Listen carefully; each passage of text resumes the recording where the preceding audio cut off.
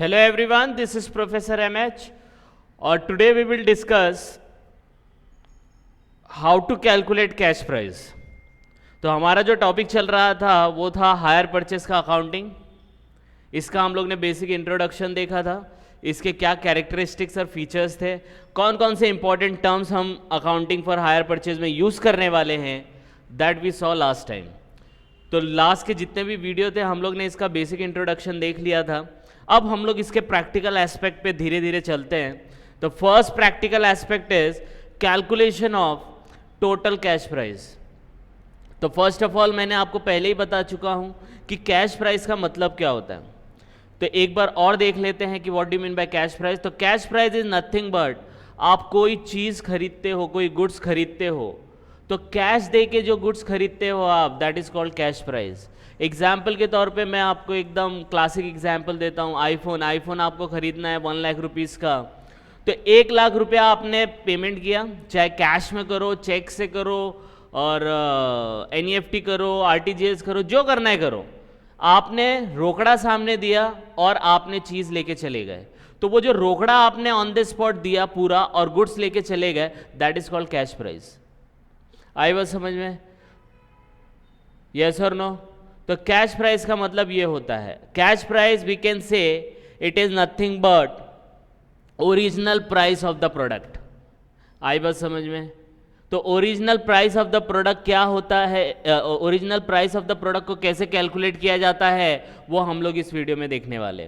तो एक एग्जाम्पल के थ्रू देखेंगे तो समझ में आएगा, लेकिन सबसे पहले ये समझना ज़रूरी है कि हमारा कैश प्राइस का मतलब क्या होता है। आई बात समझ में? यस और नो? ठीक है, तो let's start with calculation of total cash price. तो यहां पे हम लोग दो मेथड यूज करने वाले हैं। पहला, without using annuity table, table के विदाउट हम लोग एन्युटी टेबल यूज नहीं करेंगे, और एक में एन्युटी टेबल यूज करने की कोशिश करेंगे और कैश प्राइस निकालने की कोशिश करेंगे, राइट? तो वेल स्टार्ट विद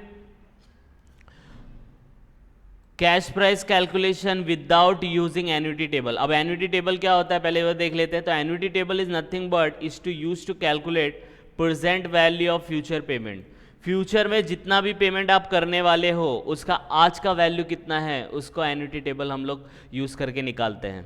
ठीक है, तो वो जब आएगा कैलकुलेशन में तब हम लोग देखेंगे, लेकिन आपको ये याद रखना है कैश प्राइस निकालने के दो मेथड, दो तरीके से हम लोग कैश प्राइस निकालेंगे।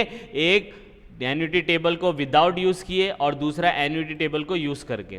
तो let's start with without using annuity table and the question is mister A purchased A machinery. अब ध्यान से सुनना, मैं आपको इधर पे एकदम लॉजिकली बताऊंगा तो आपको समझ में आ जाएगा। मिस्टर ए ने एक मशीनरी परचेज किया, हायर परचेज किया, जिसमें उसने 70,000 at the time of signing the agreement sign किया, तो उसने 70,000 रुपया पेमेंट किया। मतलब ये क्या बन गया आपका, जब आप एग्रीमेंट साइन करते हो वो टाइम पे जो भी पेमेंट करते हो उसको हम लोग DP बोलते हैं, डाउन पेमेंट। तो ये डाउन पेमेंट हो गया। And the balance amount was paid on the following installment. देखो ये क्वेश्चन में क्लियर कट नहीं दिया है कि कितने में वो चीज मिल रही है, जो मशीन वो परचेस करना चाहता है, ओरिजिनल भाव क्या है वो नहीं दिया है। उसने ये बोला है कि 70,000 रुपया पेमेंट कर दिया और बैलेंस अमाउंट को क्या करना है, वो इंस्टॉलमेंट पे देगा। तो फर्स्ट इंस्टॉलमेंट देगा ईयर 1 में 53,000, सेकेंड इंस्टॉलमेंट 49,000, थर्ड इंस्टॉलमेंट 55,000, और इंटरेस्ट वो चार्ज करने वाला है सामने वाला 10% कैलकुलेशन ऑफ कैश प्राइस। आप दूसरे जगह पे रेफर करोगे तो आपको थोड़ा कॉम्प्लिकेटेड टेबल टाइप में बनाने बोलेगा, कुछ अलग अलग कैलकुलेशन बताएगा। मैं आपको एक सिंपल तरीका बताता हूँ। अगर एन्युटी टेबल आपको नहीं यूज़ करना है, विदाउट यूज़ करे अगर आपको कैश प्राइस निकालना है तो क्या करना है, तो आपको एक छोटा सा फॉर्मेट बनाना पड़ेगा। फॉर्मेट भी नहीं बोल सकते उसको आप, एकदम सिंपल सा। कैसे बनाएंगे हम लोग देखते हैं। तो ये क्वेश्चन आपको समझ में आया? ये क्वेश्चन का मतलब ये है कि भाई बंदे ने, मिस्टर ए ने कोई मशीन परचेज किया, मशीन परचेज करने पे वो हायर परचेज पे किया, उसने 70,000 तो पेमेंट कर दिया और बोल रहा है कि जितना भी बैलेंस अमाउंट है वो मैं 3 इंस्टॉलमेंट में दूंगा ये अमाउंट पे। सामने वाला बोलता है इट्स ओके चलेगा, लेकिन हम लोग 10% इंटरेस्ट चार्ज करेंगे। तो आपको ये बताना है कि ओरिजिनल वो कितने का है, तो ओरिजिनल कैश प्राइस कितना है, तो वो हम लोग निकालेंगे। तो let's start with this one. तो हम लोग एक फॉर्मेट ड्रॉ करेंगे। फॉर्मेट कुछ इस तरीके से दिखेगा। सबसे पहले हम लोग लिख लेंगे पर्टिकुलर अमाउंट, लिख लिया, और सबसे स्टार्टिंग में आपको लिखना है, पहले क्या लिखना है, कैश प्राइस। आई बात समझ में, ध्यान से सुनना। तो कैश प्राइस का मतलब क्या होता है, उसका ओरिजिनल प्राइस, ठीक है। एमआरपी बोलो, चलो समझने के लिए एमआरपी, उसका एमआरपी लिखने का। एमआरपी में समझो उसका एमआरपी है एक्स, हम लोग को नहीं पता, हम लोग ने अज्यूम कर लिया एक्स। एक्स के अंदर से आपने कितना पेमेंट कर दिया, 70,000 तो पे कर दिया कि नहीं कर दिया। तो 70,000 पे करेंगे तो उसको हम लोग क्या बोलते हैं, डाउन पेमेंट। तो लेस डाउन पेमेंट, तो डाउन पेमेंट का तो अमाउंट दिया है ना 70,000, तो हम लोग यहाँ पे अमाउंट लिख देंगे 70,000। आई बात समझ में। कैश प्राइस का अमाउंट नहीं दिया था, इसलिए मैंने उसको एक्स ले लिया है, समझने के लिए, हमारे समझने के लिए होगा। तो कैश प्राइस ओरिजिनल एमआरपी में से हम लोग ने डाउन पेमेंट किया, तो कितना आया, बैलेंस बचेगा। तो बैलेंस कितना बचेगा वो भी हम लोग को पता नहीं है, क्योंकि ये वाला अमाउंट ही नहीं दिया है, ये एक्स अमाउंट है। एक्स में से 70,000 जाएगा तो क्या बचेगा, एक्स माइनस 70,000, तो अमाउंट नहीं आ रहा है, तो इसको बैलेंस रख देने का। ये फॉर्मेट आपको समझा। ओरिजिनल एमआरपी जितना भरा बैलेंस आया, बराबर है। अब कितने इंस्टॉलमेंट पे कर रहा है वो, 3 इंस्टॉलमेंट है, तो 3 बार आपको क्या करना पड़ेगा पता है, ये जो बैलेंस अमाउंट आएगा इसके अंदर हम लोग को ऐड इंटरेस्ट लेस इंस्टॉलमेंट।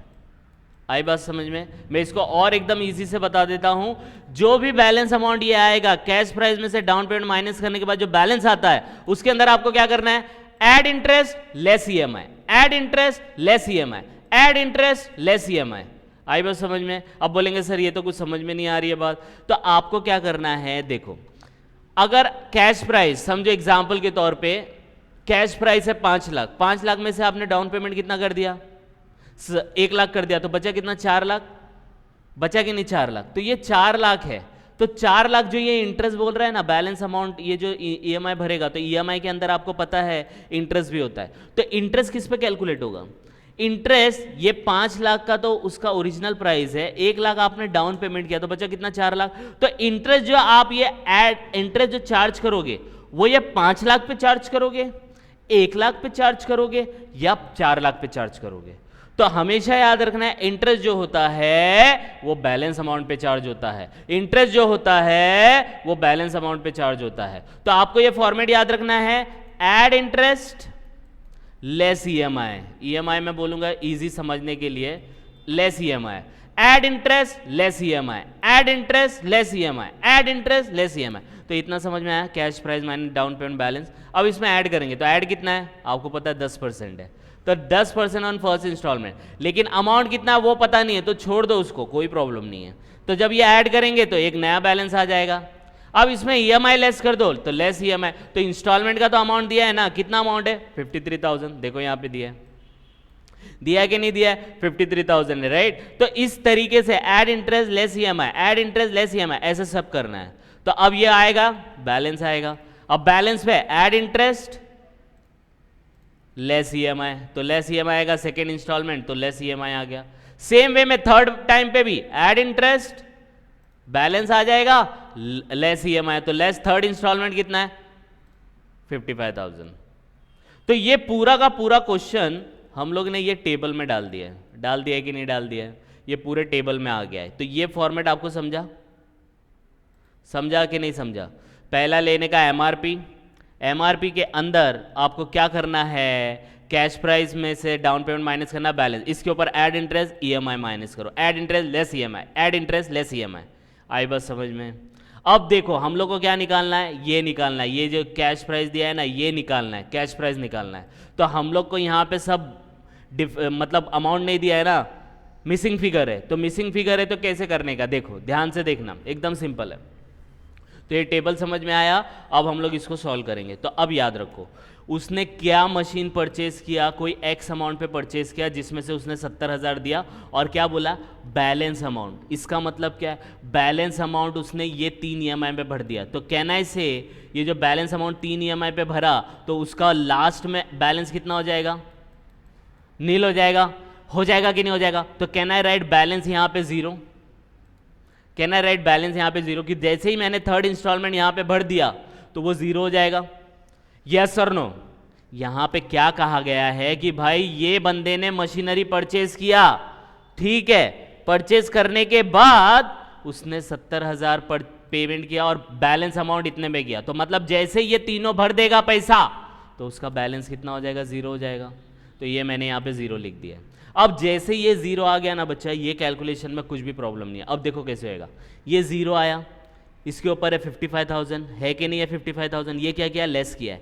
तो ये बैलेंस के अंदर मैं कितना लेस करूँ कि ज़ीरो आ जाए।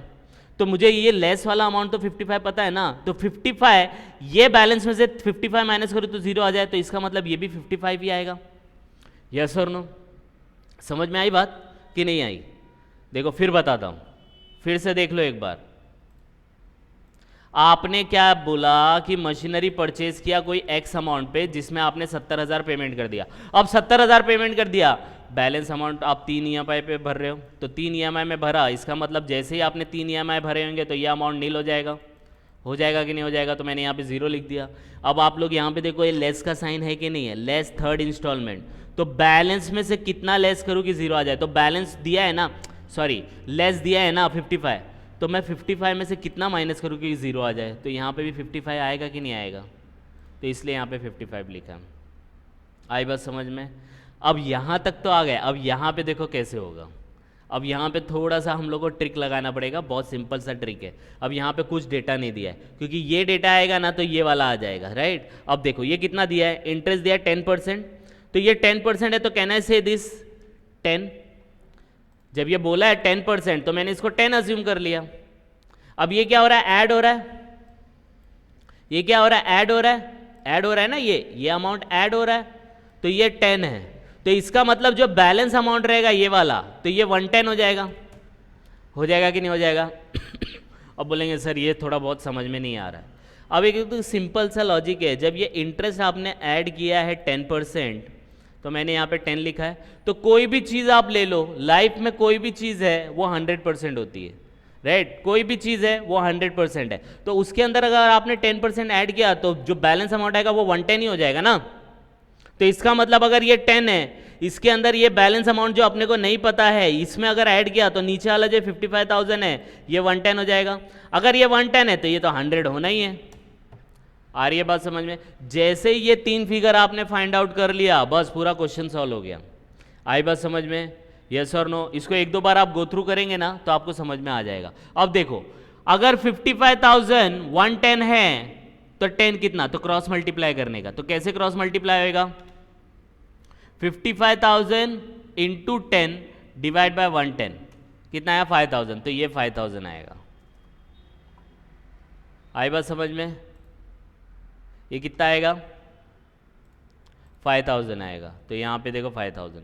अगर ये 5,000 इधर आया तो ये बैलेंस में कितना लिखेंगे कि ये 55 आएगा, या ये क्रॉस मल्टीप्लाई भी कर सकते हैं। अगर 5,010 है तो 100 कितना, तो 5,000 इंटू 100 डिवाइड बाय 10 वो भी कर सकते हो, तो 55,000 आया, 50,000 आया। तो यहाँ पे मैं 50,000 लिखूंगा।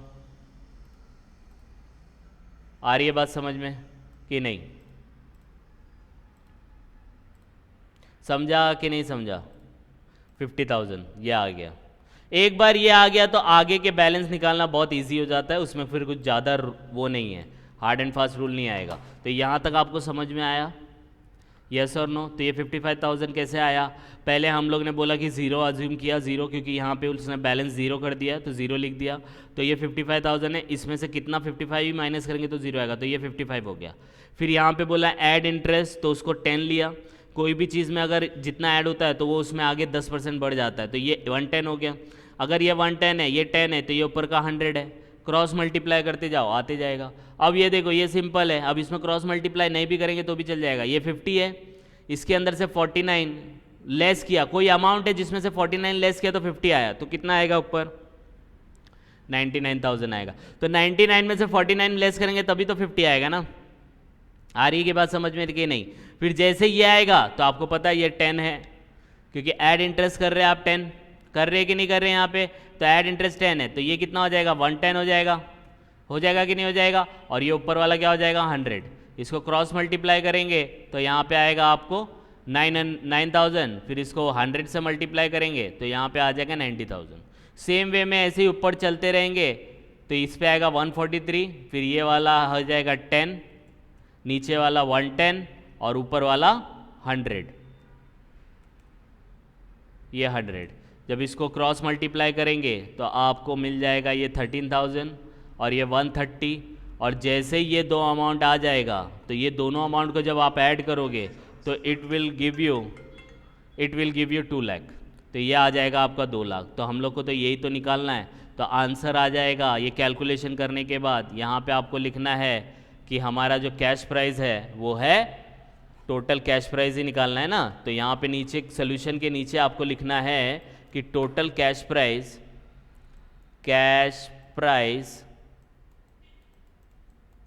Is equal to 2 lakh rupees. आई बात समझ में? तो इस तरीके से करना है। तो आपको कोई फॉर्मेट बताए तो वो थोड़ा डिफिकल्ट पड़ेगा, लेकिन अगर आपने इस तरीके से किया तो ये बहुत सिंपल है। कैसा भी क्वेश्चन है तो आप इसको निकाल सकते हैं without using the annuity table. Okay, तो इसको 1-2 बार आप गो थ्रू करो, कुछ डाउट आएगा तो please comment, and please like and subscribe for more videos. Thank you.